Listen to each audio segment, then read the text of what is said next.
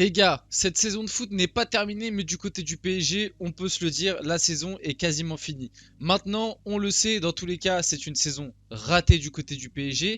Et m'est venue une réflexion, quand j'ai retracé au fur et à mesure la saison, je me suis dit dans la tête, est-ce que finalement cette saison loupée n'est pas la faute de Kylian Mbappé? Ne vous enflammez pas, on va tout expliquer dans cette vidéo. Je vais vous expliquer mon point de vue.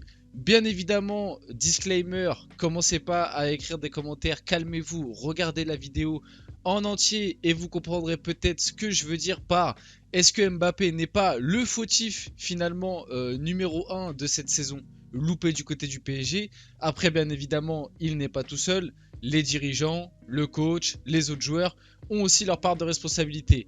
Bref, salut à tous les gars, c'est Asial, l'intro a été plutôt longue, j'espère que tout le monde va bien. Aujourd'hui je teste un nouveau truc, honnêtement, on va pas traiter de l'actualité, je vais essayer une vidéo un petit peu concept, c'est-à-dire que en retraçant la saison du PSG à travers ce qui s'est passé via Kylian Mbappé, on va essayer de déterminer le fait que peut-être Mbappé est le fautif numéro 1 de cette saison loupée côté PSG. Bref, comme d'habitude, si le contenu sur la chaîne vous plaît, si les vidéos vous plaisent, si ma personnalité vous plaît, etc., n'hésitez pas, ça fait extrêmement plaisir. Le petit like, le petit commentaire, le petit abonnement, le petit partage, ça aide énormément au développement de la chaîne. Passons au sujet principal de cette vidéo, en commençant bien évidemment par la prolongation. Et oui, la prolongation de Kylian Mbappé, un truc qui était inattendu côté PSG, on va pas se mentir, tout le monde s'attendait à ce que Mbappé parte. Au final, il prolonge. Ça a eu quelques effets négatifs déjà sur la saison qu'on est en train de vivre. Déjà, d'un point de vue salarial, Mbappé, l'année dernière, prenait à peu près 20 millions par an. Environ, j'ai pas les chiffres exacts, mais environ 20 millions par an. Cette année, il est passé à 60 voire 70 millions. Quand on sait que le PSG a énormément du mal vis-à-vis du fair play financier pour signer des joueurs compétents à d'autres postes, notamment en défenseur central, notamment au milieu de terrain, le gros salaire qu'on a offert à Mbappé était peut-être déjà une erreur.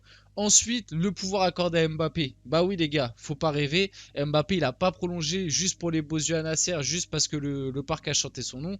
Il a prolongé parce qu'il voulait un projet sportif cohérent. Et par projet sportif cohérent, bien évidemment, il y a le pouvoir qui va avec.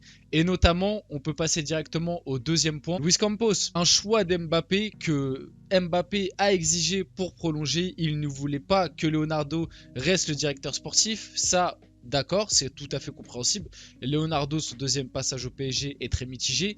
Après, de là à ce qu'un joueur décide de lui-même qui sera le directeur sportif du PSG ou conseiller sportif, parce que c'est un petit peu la fonction de Luis Campos. Niveau pouvoir, honnêtement, je crois qu'on n'a jamais vu autant dans un club. Peut-être que Messi avait à peu près pareil au Barça. Bref, c'est un autre débat. En tout cas, deuxième, voire troisième petite erreur peut-être pour le PSG. Est-ce qu'il a enchaîné une mauvaise saison? Parce qu'on le sait, à l'heure actuelle, tout le monde le voit, Luis Campos, le mercato a été mauvais. L'effectif a mal été géré. Et au final, on le voit avec la saison qui vient d'être effectuée, que le PSG s'est affaibli par rapport à l'année dernière. Le PSG de l'année dernière, pour moi en tout cas personnellement, je trouve qu'en termes d'effectifs, on était bien supérieur à celui de cette année. Et c'est pas normal dans un mercato où on a dit qu'on allait virer tous les indésirables pour relancer un projet. Quand tu relances un projet et que ton nouveau projet est moins fort que ton ancien projet, alors que ton ancien projet était déjà bancal, c'est pas normal. Ensuite, troisième erreur, je dirais, c'est que le choix d'Mbappé était Luis Campos.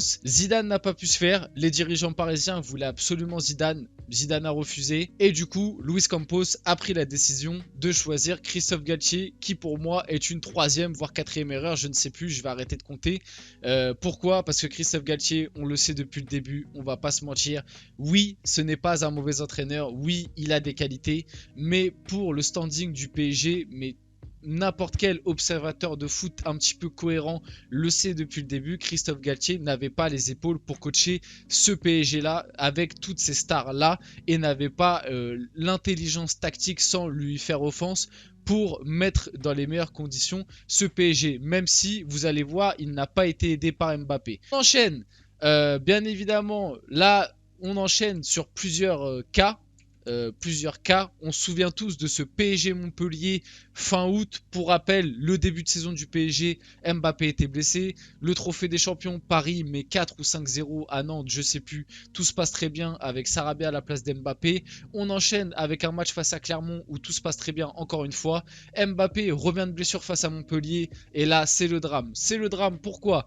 Altercation avec Neymar qui en plus quelques semaines, quelques jours avant ce retour d'Mbappé face à Montpellier, il y a des choses qui étaient sorties dans les médias comme quoi Mbappé avait demandé de lui-même à Luis Campos de dégager Neymar pendant l'été. Donc on a vu que les deux sur le terrain, voilà, honnêtement à ce moment-là de la saison, on a très bien compris que Mbappé-Neymar ça allait être une saison compliquée. Une nouvelle erreur d'Mbappé peut-être, après Neymar doit avoir ses torts, peut-être c'est la faute de Campos, on n'en sait rien, mais comme je vous le dis, là on retrace la saison à travers Mbappé et on voit que mine de rien, certains choix d'Mbappé ou certaines décisions qui ont été prises pour Mbappé ont causé des torts à l'équipe et au club, le Paris Saint-Germain. Voilà, c'est ça qu'il faut retenir, c'est que le club PSG a mine de rien été fragilisé. Bon bref, altercation avec Neymar, penalty gate.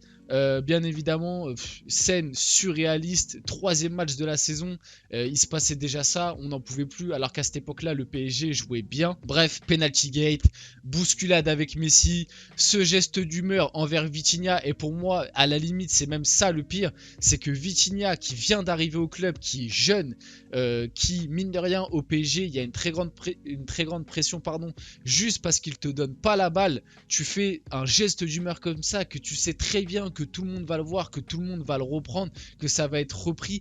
Tu mets pas en confiance ton équipe. Toi qui dis, quand tu as prolongé, tu as dit je veux être le leader de ce nouveau projet, je veux emmener le PSG à aller gagner cette Ligue des Champions. Tu l'as même encore dit après, au fur et à mesure au cours de la saison. Ce genre de geste d'humeur là, ce n'est pas possible pour un leader. Voilà, scène surréaliste aussi. Mbappé qui dans le match face à Montpellier marque et voilà, il ne veut même pas célébrer. Limite, il pousse ses coéquipiers qui viennent le saluer. Scène vraiment surréaliste. Et en plus de ça, dans ce match, il y avait eu aussi une petite bousculade avec Messi qui avait fait le tour du monde. Bref, ce match est un cataclysme. L'image d'Mbappé sur ce match-là était cataclysmique. Vraiment pas l'image d'un leader. Et vraiment, à ce moment-là, j'étais très énervé contre lui. On enchaîne avec la suite. Là, on arrive plutôt début septembre. Là, le mercato est fini. Je vous remets dans le contexte. Le mercato est fini. C'était juste avant le premier match de Ligue des Champions face à la Juve. Interview et Mbappé qui en interview vient se plaindre clairement du mercato, qu'il n'est pas satisfait de l'effectif. Alors la saison lui a donné raison, mais pour moi à cette époque-là, au moment où l'interview s'est déroulée, c'est-à-dire début septembre, le PSG jouait bien. La plupart des recrues qui étaient rentrées ou alors avaient intégré l'équipe, pour moi, étaient plutôt cohérentes à ce moment-là de la saison. On peut parler notamment de Vitinha, on peut parler notamment de Renato qui au début de l'année avait fait des entrées intéressantes, Ramos qui revenait à un bon niveau au tout début de l'année aussi. Voilà, pour moi cette déclaration, pareil, tu mets pas en confiance ton groupe quand tu as des nouveaux joueurs qui viennent d'arriver, et il y en a, c'est des jeunes, mine de rien. Vitinha, voilà, 22 ans, Ekitike 20 ans, etc. Et que tu viens et tu te plains du mercato en expliquant que pour toi, ce groupe, cet effectif n'a pas le niveau pour aller gagner la Ligue des Champions. Et bah voilà, c'est fragiliser son effectif, surtout qu'à ce moment-là de la saison, le PSG pour moi n'en avait clairement pas besoin. Bref, on passe à la suite, je vous remets pareil dans le contexte, match de Ligue des Champions, juste avant le match face à Benfica, Mbappé qui vraiment à cette époque-là était vraiment insupportable, honnêtement moi à cette époque-là il me rendait fou. Juste avant le match face à Benfica, et on le sait avec le recul maintenant à l'heure actuelle, que ce match était très important, que c'était un match à gagner, puisque si le PSG avait battu Benfica lors de ce match-là, le PSG aurait tiré un adversaire beaucoup plus simple que le Bayern en huitième de finale de Ligue des Champions, puisque le PSG aurait fini premier de sa poule. Mais Mbappé, qu'est-ce qu'il a préféré faire? Juste avant le match face à Benfica, il a préféré lancer une bombe dans les médias, comme quoi il n'était pas content et qu'il demandait son départ dès janvier, qu'il voulait partir du PSG dès janvier parce que je sais pas quoi, il était pas content parce que lors de sa prolongation prolongation, on lui avait promis une équipe de haut niveau qu'il n'était pas content de l'effectif, on lui avait promis le brassard, il l'avait pas eu, on lui avait promis les pénaltys, on lui avait pas donné. Alors peut-être qu'il avait raison de se plaindre puisqu'on lui a fait des promesses dans le vent, ça je suis tout à fait d'accord avec lui, mais le timing et la façon de le faire n'est clairement pas bonne. Tu vas jouer un match hyper important de Ligue des Champions, peut-être qu'à ce moment-là on se rendait pas compte que ce match allait être si important que ça, mais avec le recul, comme je dis, on s'en rend compte. T'allais jouer un match hyper important de Ligue des Champions, tu lâches une bombe comme ça juste avant le match, tu mets pas en confiance ton équipe. En plus, je m'en rappelle très bien de ce match-là face à Benfica. Mbappé avait été horrible, honnêtement. Donc voilà, et au final, avec le recul, on se rend compte que ces petits détails qui peuvent paraître débiles, et bah sur une saison, voilà, ça s'accumule. Vous voyez, depuis tout à l'heure, on voit plein de petits détails qui s'accumulent. L'altercation Neymar-Mbappé, voilà, là il demande son départ juste avant un match important de LDC. Au final, on fait match nul contre Benfica, on finit deuxième de poule. Il se plaint du mercato, ça met pas en confiance les nouvelles recrues. Et ça va continuer, puisque là on est un peu plus tard dans la saison, je dirais qu'on est octobre-novembre, j'ai plus la date exacte. Reims-PSG, le PSG qui se fait accrocher un partout. Et Mbappé qui, voilà, pour signifier encore une fois son mécontentement, cette fois-ci envers plutôt Christophe Galtier et la composition, va mettre une story Instagram, voilà, très intelligent pour un leader, je le rappelle, il a signifié vouloir être un leader. Match nul, rendez-vous mardi, ici c'est Paris, hashtag Pivot Gang. Voilà, je vais pas en débattre plus que ça. Qu'est-ce que ça a eu comme influence? On se dit, oh oui, il a tapé sa petite crise, ça n'a pas eu tant d'influence que ça. Et bah figurez-vous que cette story a eu beaucoup plus d'importance que cela aurait pu sembler.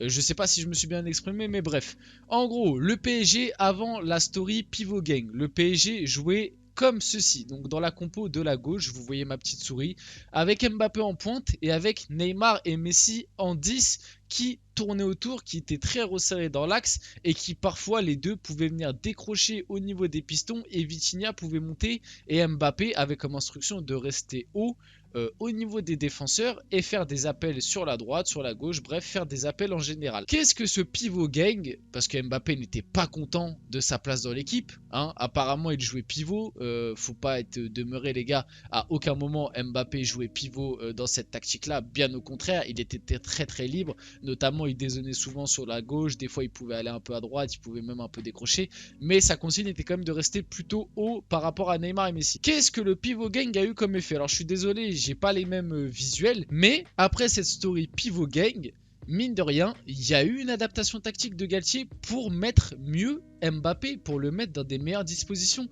Et dans cette tactique-là que vous voyez du coup à droite, le PSG s'est retrouvé bien moins fort qu'avant, bien moins fort qu'au début de saison. Alors certes, même avec cette compo-là, le PSG a été accroché, notamment face à Monaco et les deux matchs face à Benfica, ou peut-être que l'aller, parce que je crois que le retour, il y avait déjà eu le truc Pivot Gang, parce que justement, il dit rendez-vous à mardi, match de Ligue des Champions. Donc voilà, donc Monaco et Benfica à l'aller, il me semble. Et après cette story Pivot Gang, Neymar est resté dans ce rôle de numéro 10, mais seul. Et même des fois, Neymar s'est limite retrouvé obligé à descendre au niveau de Verratti, Vitinha, comme si on avait trois milieux de terrain.